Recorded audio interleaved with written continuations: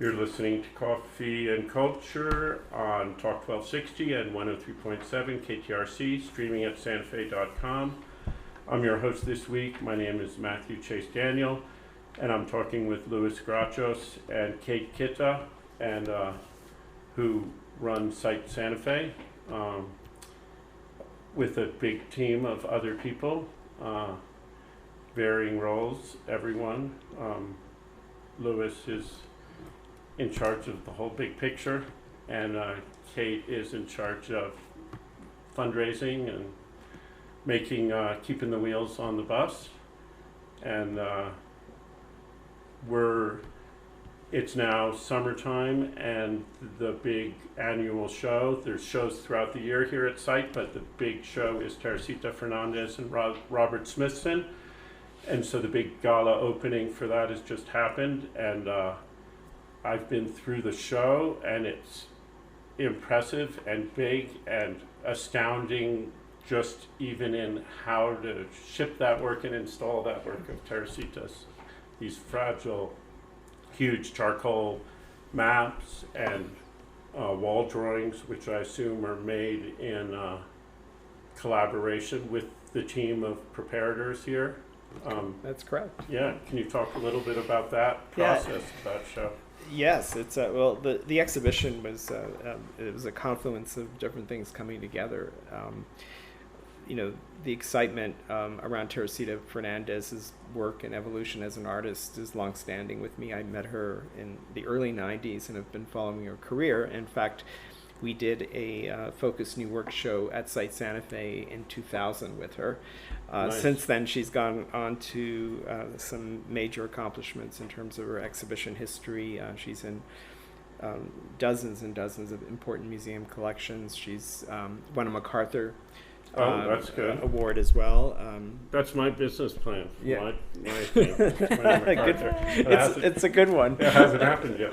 And and following her career, and we started a dialogue about doing something comprehensive, but really looking at maybe the last 10 years and a body of work that I don't think as many people who even follow her know about. So it was a really wonderful opportunity to invite her. But in the process of thinking about programs and exhibitions for the summer and the early fall of 2024, I sort of begged the question, what other exhibition could happen simultaneously? And a colleague of mine actually said something really brilliant. He said, "But remember, Teresita did all those great talks on Robert Smithson," Mm-hmm. and she did. She was part of a DIA Center for the Arts program called Artists on Artists, where she, among other artists, did presentations and papers on Smithson, a formal public presentation, and her talk is actually documented in a publication. But Smithson's been and Teresita has been interested in his work, his impact on the as contemporary art evolved through his projects over the his short lifetime, Right. and really engaged in great passion and excitement about his work. So knowing that since I returned, that the Holt Smithson Foundation was formed, and the director Lisa Lefauve has become a great colleague here in Santa Fe. Right. I asked Teresita first. I said, "What do you think about doing an exhibition that would be a conversation between Smithson and your work?" Mm-hmm. She was installing or working at the Detroit Institute of Art and on a project, and she immediately responded positively, very excited, and then the next step was to talk to Lisa about whether this is something the foundation could get behind, Yeah. needing their cooperation and support to really secure important loans, but also to open the archives. And Right. A lot of the works of Smithson's here are from their collection, right? From the Holt Smithson estate and the foundation, and but more importantly, we have 6 significant and very important museum loans, which I'm very proud of. MCA Chicago, the Art Institute of Chicago, Dallas Museum of Art, Philadelphia Museum of Art, MoMA contributed to the restoration of the film. So we're very proud of those loans that our audiences here in Santa Fe will get a chance to see. Smithson is certainly been an artist that has, is studied, researched. We're seeing a new generation really discover the work. And I couldn't think of a better fit. An artist who's also really in a different context, really concerned about land and as a theme in her work. And it really evolved beautifully. Lisa and the show was curated by Lisa with Teresita Fernandez. So true to our mission that we are an artist-centric institution, the relationship evolved, and they started really thinking about how to shape the show, what works to include. There are a number of Smithsons that have never been shown publicly, so they went deep into the archive and storage. The results are, I think, so exciting because you as a person coming into the program and the exhibition, I should say, start to see these connections. And a true dialogue happens between the two artists. Yeah, the way it's hung with things next to each other that really resonate with each other, and I've been a fan of Smithson for years since I was younger, and first learned about it. And I've seen Spiral Jetty and I've seen Spiral Hill in the Netherlands, and one thing about his work is that seeing it in person is. Everyone's seen photos of Spiral Jetty, but seeing it in person and experience it is just a whole different level of experience his work. And seeing a bunch of his earthworks, that big piece with the sand and the mirrors, for example, is just really powerful here in the galleries. And my experience of Teresita Fernandez's work is similar in that I've seen photographs of it. And I came to her talk here a few weeks ago and saw her slideshow, which actually wasn't a slideshow, it was a video clips and a talk. And in seeing the video clips, I understood the work a lot more than I did from photographs. And then seeing the exhibition here was a whole other experience of the physicality of it, and that so much of what we see in the world these days, including art, is on our phones and our computers and our televisions, and it's mediated by that, and it's becoming a rare, more and more rare experience to actually experience, slow down, put away your phone, and experience art or nature or just looking at a building or a crack in the sidewalk in the physicality, and I think that really is important in this show. And the exhibition has real moments of, I would describe it as a very experiential show in terms as you walk through the exhibition. You really feel the full range of Teresita's work, the themes and the ideas that are ruminating out of those discussions or those conversations with Smithson, certainly clear, but you get a real in-depth look at actually both artists. And in the selection that the Lisa and Teresita did a beautiful job curating. It's really precise, and our visitors are actually picking up on that, understanding that, well, these two works are together for a reason, and that comes through loud and clear throughout the exhibition.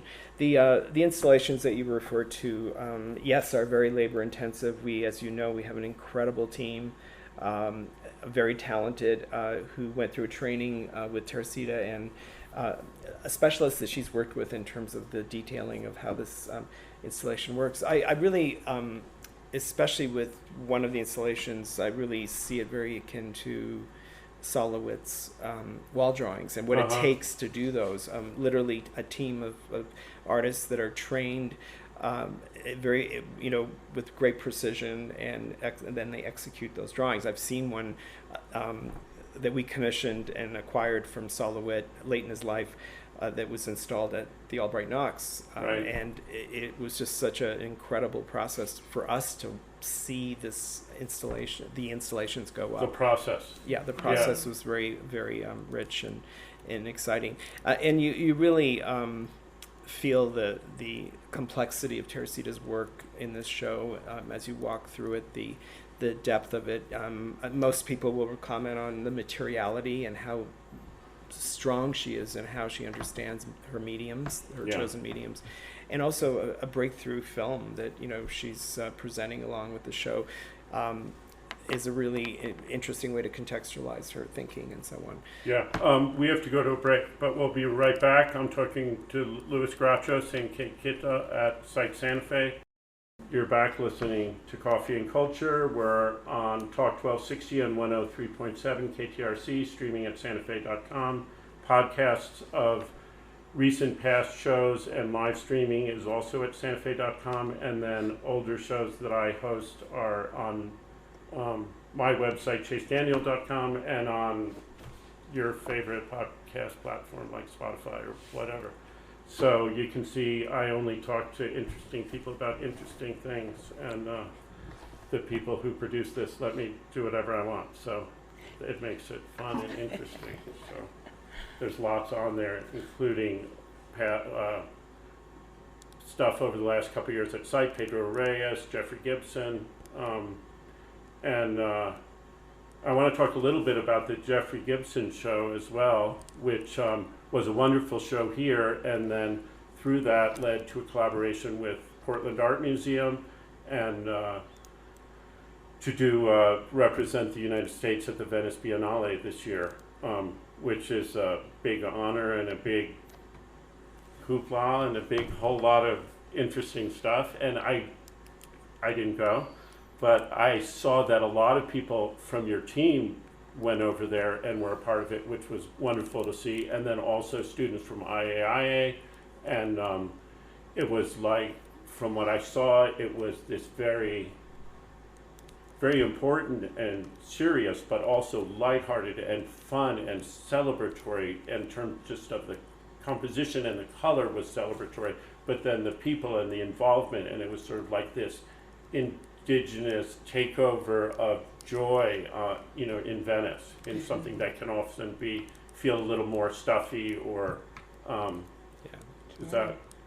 Well, I mean, the vision that Jeffrey had for the pavilion was very clear and carefully prepared before we submitted the proposal for review. There was an RFP through the State Department and the National Endowment for the Arts for the selection process, and we started, it was Indian Market Week during Jeffrey's show here, where Abigail Winograde and Kathleen Ash Milby from Portland and I met with Jeffrey, and we sort of posed the question, how would you feel about proposing a project for the pavilion? And Jeffrey immediately was very positive and excited about the possibility, and we started working on it literally. And that's only a year ago. A year and a half ago. Year and a half ago.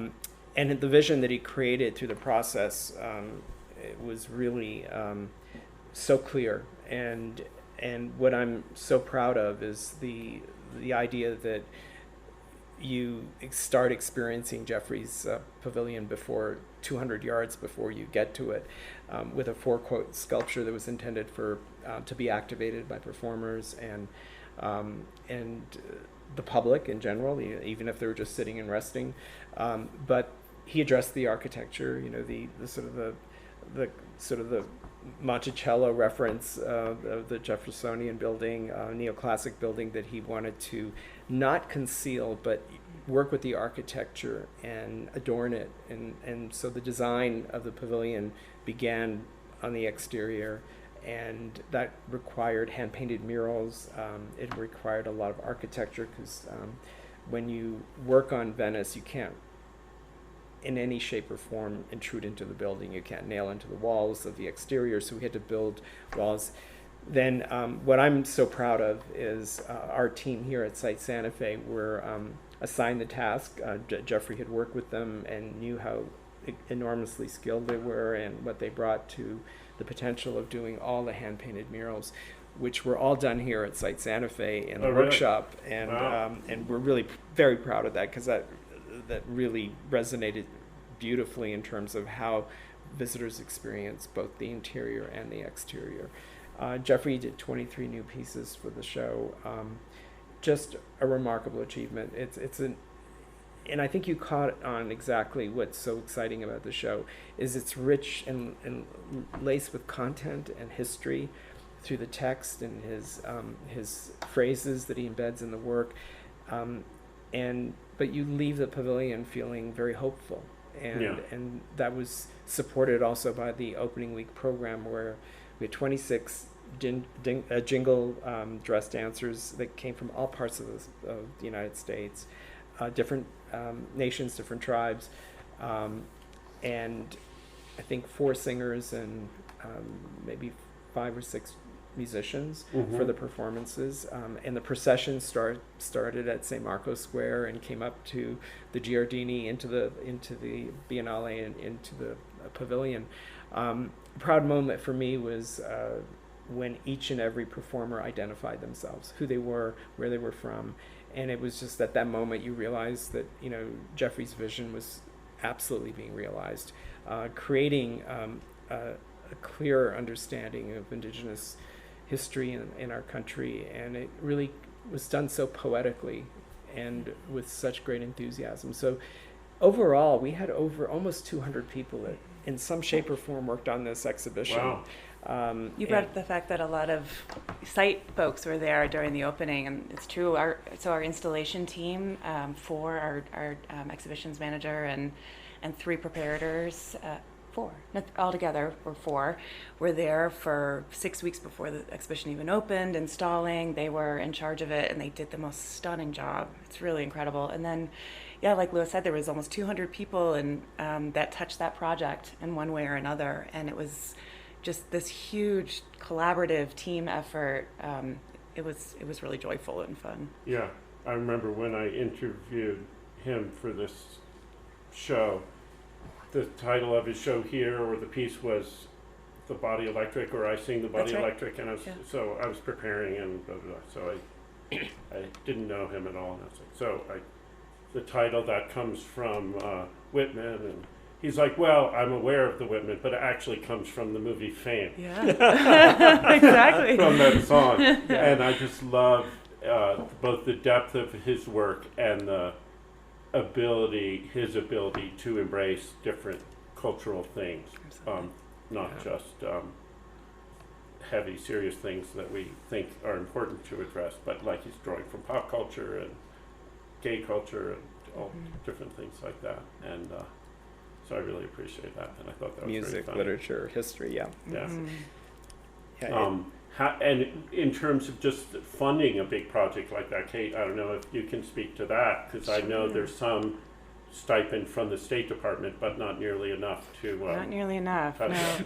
Well, Site Santa Fe partnered with the Portland Art Museum, and so really it's Louis and that headed up the fundraising along with Brian Pariso, the executive director of the Portland Art Museum. But it's huge. It was a massive undertaking. But there's a bit of a blueprint, I would say, or a template of how to gather the kind of support you need for such an extraordinary project. And so that means the major foundations like Ford and Mellon, and you kind of start there and you make these pitches and you build out the budget with the hope of these kind of major gifts, and they did come through. I mean, they signed up pretty fast, wouldn't you say, Louis? And then you keep going, and there was such extraordinary support from all over the world for this project. Yeah. Individuals, small foundations, new foundations. It goes on and on. So that was part of the celebration in that first week too, was just honoring all the folks that gathered around Jeffrey and showed him so much support. Yeah, and I get at this sort of time, he's the first Indigenous Native American artist who's had that pavilion, the U.S. Pavilion, so right? Yep. And so it's really nice to see in the world these days, and in the art world maybe in particular, the rise of contemporary Indigenous artists that are being supported, and I hope it's not a passing fad, as things can be. I think it's an embrace of the importance of that, and I see that here at site through a lot of the curating that Brandy does and that you all do. Absolutely. Yeah, I think there was 120,000 visitors that have been through, or plus. 170 so far. Oh, excuse me, 170,000 to date, and they haven't hit the high season yet. Right, it's August. up into November. Yeah, is that right? Yeah, Yeah. so it's been well received. We've gotten a lot of critical attention, positive attention about the project. So we're very was very honored. I mean, we, as you know, Site Santa Fe was founded on the concept of an international biennial and opening its first show in 1995, and it was so good for the staff and me to be, fully engaged in biennial culture again. The impact that these biennials have reach global audiences, and not just scholars and curators and art people, but the general population is a really I see them as very important, and I'm really proud of the fact that Site Santa Fe has accomplished 11 of them so far, and number 12 is coming up in Next summer. Oh, June 2025. back to the biennial. Yeah, Yeah. it's really exciting. I started to feel when we made the announcement that we appointed Cecilia Alamani to curate the 12th International. It was very, the feedback we got from around the world was really positive. There's a definitely a large group of institutions are dedicated to a biennial structure, and it's great for us to be part of it. We have to go to a break again. We'll be right back. You're back listening to Coffee and Culture. We're on Talk 1260 and 103.7 KTRC, streaming at santafe.com. The show plays on Saturday at 2 p.m. and Sunday repeat at 2 p.m. And then it's up as a podcast after that, and you can listen to the podcast on Spotify or wherever, including santafe.com. I'm talking to Luis Grachos and Kate Kita. Kate runs the money fundraising side of things here, and membership. And part of what's changed in the last number of years here at Site is that it is free to come in for everyone, and membership is important, and members get a bunch of other benefits as well, but anyone from here, from afar, can come. If you're a member, you get, I think, free coffee on Saturday mornings. That's right. If you're going to the farmer's market or checking out Axel out front. And there's also member mornings on Sundays, the first Sunday of the month. Mm-hmm. And there's coffee and donuts. That's right. On that. And it's a time when the galleries are less crowded than they might be other times, because it's only the members, and you could talk to other people who value what Site is doing. And it's a nice community of members, and it's also just the fact that, and maybe it's since Lewis is back in the last few years, that openings are really open, and there's food trucks, there's music, there's dancing, there's, as well as the artist and artist talks and things. And I just think that's a wonderful thing for the community of Santa Fe, which is a very diverse community, and there's a lot of older people like me, and then and then there's younger people who have moved here a lot in the last, maybe since pandemic. A lot of people left LA and New York and wherever, and are working remotely, or I think the city has really changed in a way. And I don't know how long you've been here, Kate, or Louis. I know you were here for a long time, 30, 25 years ago, around then, and then gone and back. And how do you see the Santa Fe and the changes and the change of community? Is that? Yeah, it is. I mean, sure. I think we've definitely seen a change, a shift in population, and just by the fact that so many folks can work remotely. There's that. But I think we've all just seen such a huge shift since 2020, especially. And I think one of the great things about Site Santa Fe is that we really respond, or we do our very best to respond to what's going on in our town and what's going on in our city and what's going on in the world. Yeah. We do that through a very artist-centric way. First of all, we start with the artist, and we work to realize their visions and what they want to do. But we're also, through our programming, we've got some really amazing programs coming up. Maria Hinojosa will be here. Yeah, I want to hear about. Yeah. So I know Maria Hinojosa from Latino USA Yes, of on the radio for years, and just always loved that show. Yeah. Not being Latino myself, but nonetheless, just very interesting perspectives and issues, and just a warmth and an intelligence both. Yeah, sure, so and a sensitivity yeah. to how she interviews, and she's really. We'll have to see what that. I mean, come on She out has a for new that. book It's out, right. I think. Is that right? Yeah. Or Once I Was You. Yeah. And it's around immigration issues, which are obviously a big issue this week and this year and this decade. Forever. Forever. Yeah, absolutely. Yeah. So like those kinds of things, and our openings, as you had mentioned, being free, and so we're evolving. We're doing our best to evolve. Membership is about being part of community. Oftentimes over the years, people have recognized membership as you get in free. Well, we're free every day, like you said, and Site Santa Fe's had free Fridays since 2000. So there's been a free day, and then we added a free Saturday morning after that. So we've had that for some time. But in 2020, actually during 2020, we decided to give it a go to try to be free every day that we were open. And we saw such an amazing shift in the number of people who came in. Tons of people are coming in, people had never come in before. Right. And we were so excited to see our local population grow hugely, our local visitorship grow. And for us, that was a huge success, because while we certainly know we're on the radar of kind of art world travelers and people who want to go to museums, it's so important for us to be a community resource. And so for people to be just coming in because we're their local museum, that feels really good. Yeah, yeah.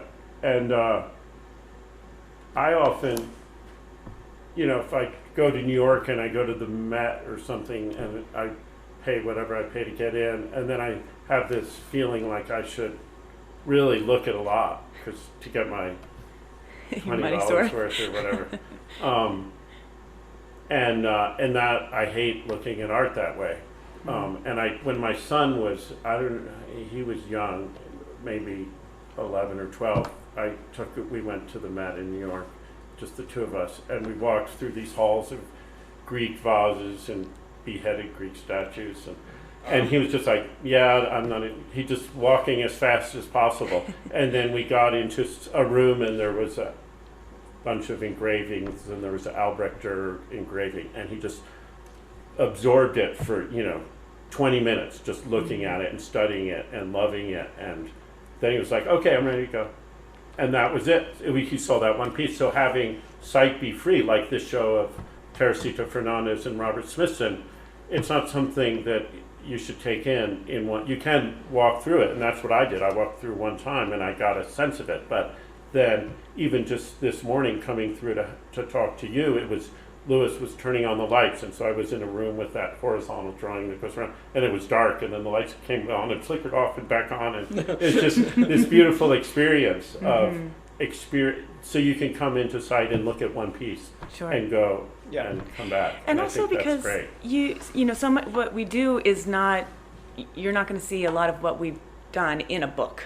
Or have learned it already. This is stuff that's happening now. That's contemporary art that's being often made for the show that we're presenting. So you're taking a little bit of a chance. You don't know what you're going to see, and I think it's really lovely to break that barrier down, so that it doesn't have to feel like such a risk. You can walk in and feel comfortable and welcomed and enjoy it or not. Right. And then go out. I see shows here that I adore, and I see shows here that I don't like at all. And I'm glad if I liked everything okay, I would know that it wasn't pushing hard enough to make me think. Good point. And so I appreciate that if there were no shows that I liked, it would be a problem for me.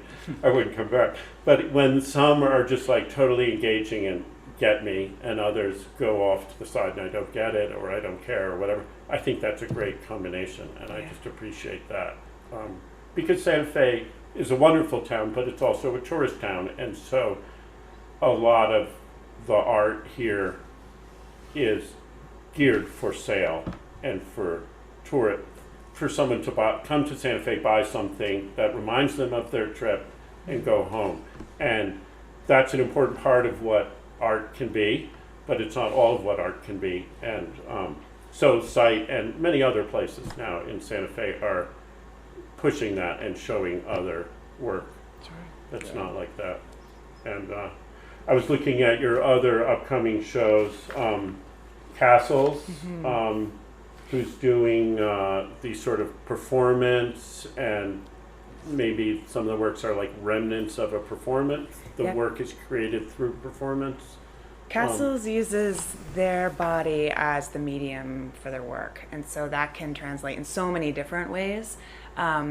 There's a bit of surprise about this exhibition that's going to be open in November, so I would just say that that some of the work that you'll see has been in progress for some time and is developing out of it's a large body of work. It was based in a performance and particularly and with cyanotypes. So it's a lot to see into. I don't know. Do you want to say anything else about that? He uses medium in a really interesting way, and it's very physical in the way he uses it, especially the performative that gets transitioned into cyanotypes, and they're large scale, and so very impressive. Incredible. Work. And they'll open that exhibition next to Erica Wanamaker's show, which we're really excited for as well. But just to back up a minute, before these two shows open in November, we're excited to welcome Tristan Duke, and he's doing a show where you will see he really fuses science, physics, and art all together, and environmental science. These are photos of glaciers in the Arctic, and he's crafted camera lenses from the glacial ice. That's right. So you're looking through the glacier, at the glacier, and exactly. Yeah. And he's also done some local photography too with the glacial lenses. So there's a lot to see there too. Great. We've got to go to our last break. We'll be right back. I'm Matthew Chase Daniel, talking with Kate Kitta and Louis Grachos from Site Santa Fe about what's going on over there. My name is Matthew Chase Daniel. I'm talking with Louis Grachos and Kate Kitta and about things happening at Site Santa Fe. And I have a list here of stuff to talk about. Let's see. Sardines, bread, milk. Oh no, that's the wrong list. Just during the break you mentioned there's a performance coming up on August 17th here at the auditorium at Site. Yeah, it's actually an interesting program that we're really excited about. It came out of Teresita's interest in, thinking about public programs around these exhibitions and the exhibition. And there's a opportunity with MacArthur Foundation that all MacArthur Fellows can, if they come together to create something, MacArthur will support it. And, wonderful. So Teresita invited Natalie Diaz, a poet, someone she's very close with and knows well and has worked with in the past, and invited sort of a new relationship to it'll be a trio, is Raven Chacon, who we all know and love here in New Mexico. And in all honesty, they are, this concept came up just a few months ago, so they're actually working on it now and developing it. So it'll be something brand new and really interesting. Wonderful. And Natalie Diaz, is she from the Southwest too? From Arizona? Or, I don't know. I don't think so. I'm not sure. Yeah, but I don't know. But she's I think she's in the New York area now, but I think she's very close, has been very close with Teresita in terms of they share passion. They've worked together in the past on smaller projects, and this will be really interesting. Yeah, has Teresita done performance as such before, or is this sort of a new? It's a new step direction for her. Yeah, and so again, as her work continues to evolve, it reaches into the different mediums. Likewise, the film that she's presented in our show is a very beautiful and poetic meditation on her visits to Cuba, and it's filmed this out particular valley in Cuba. And so when she started thinking about this idea, she invited Natalie and Raven, and they're all literally working on it right now. That's great. And I saw Raven, he's performed here maybe more than once, but not too long ago in the auditorium. And he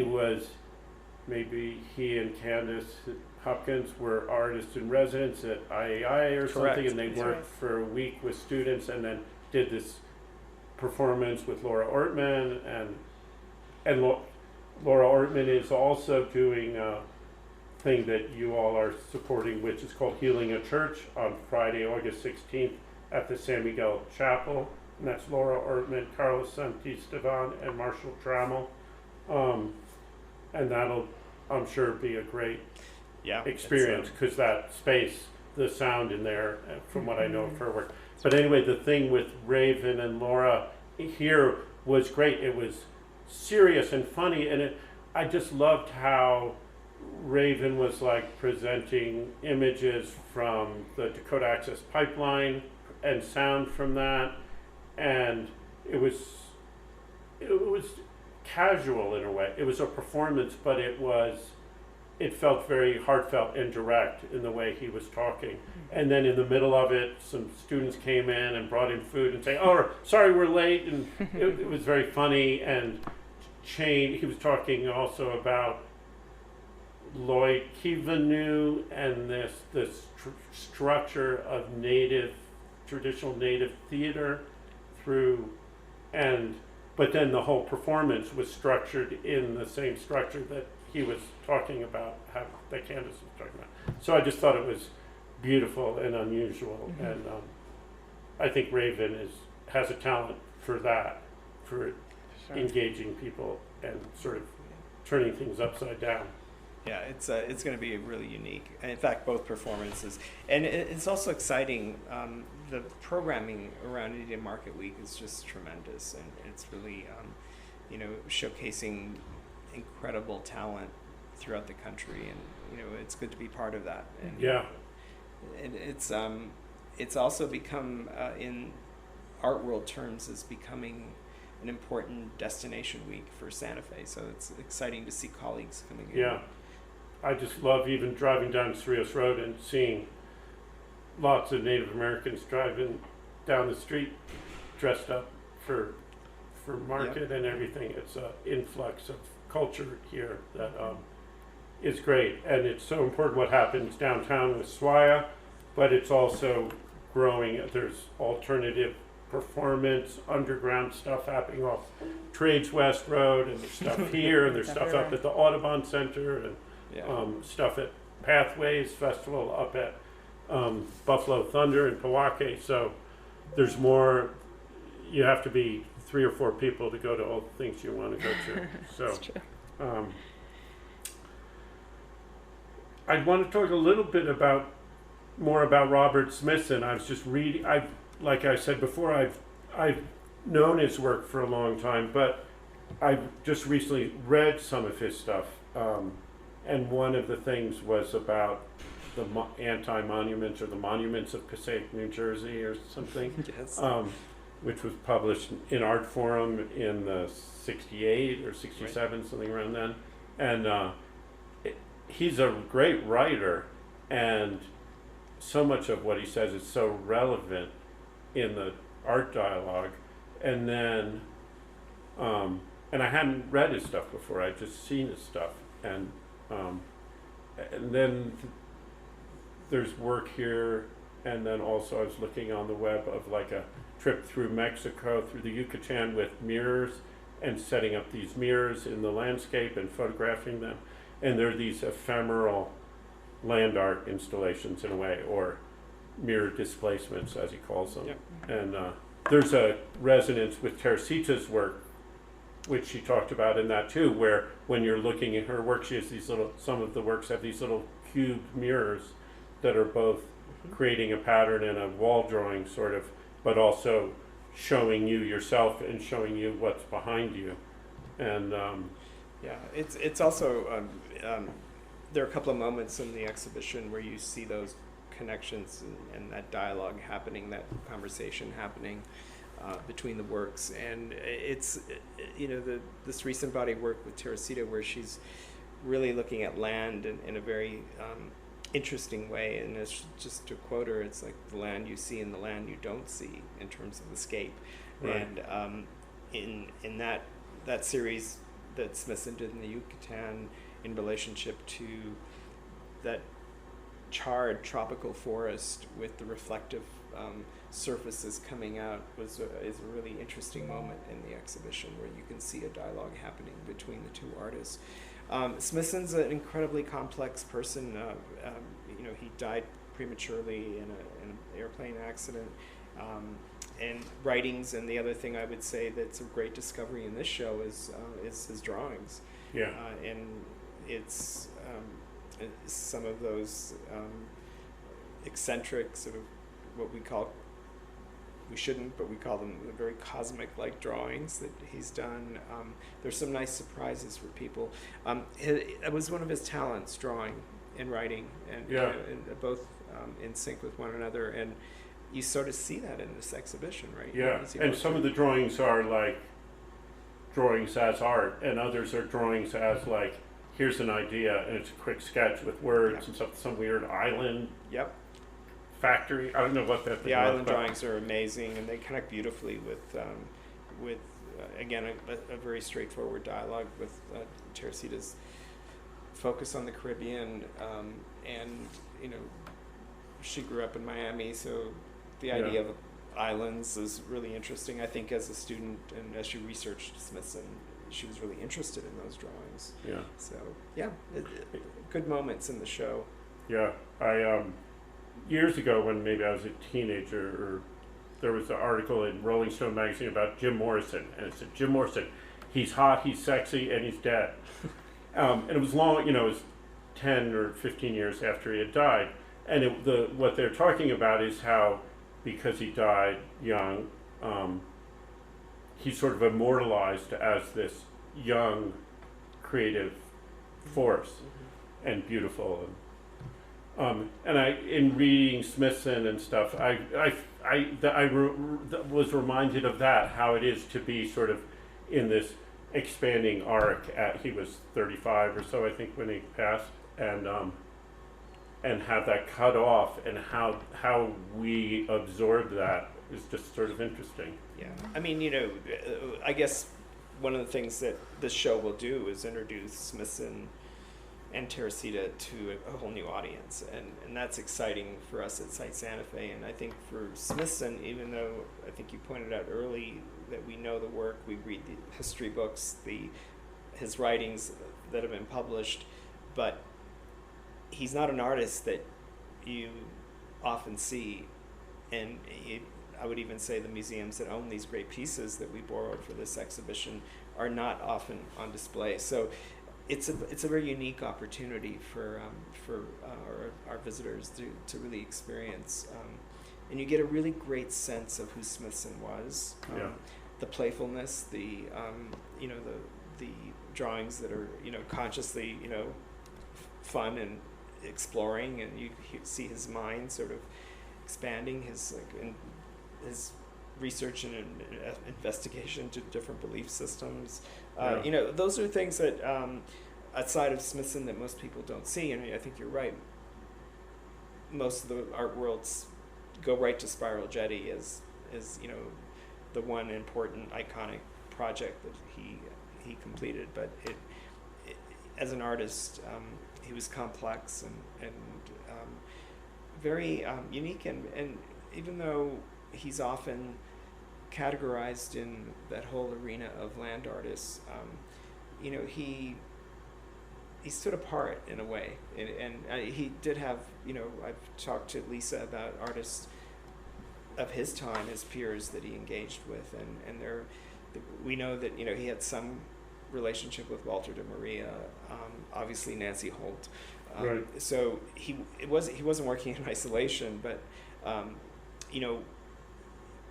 we art historians or curators will try and categorize, lump people together. And what this show does is sort of part of that deconstruction of and that in reading the content of Teresita's work, you see that happening. We're out of time. We're Okay. over time.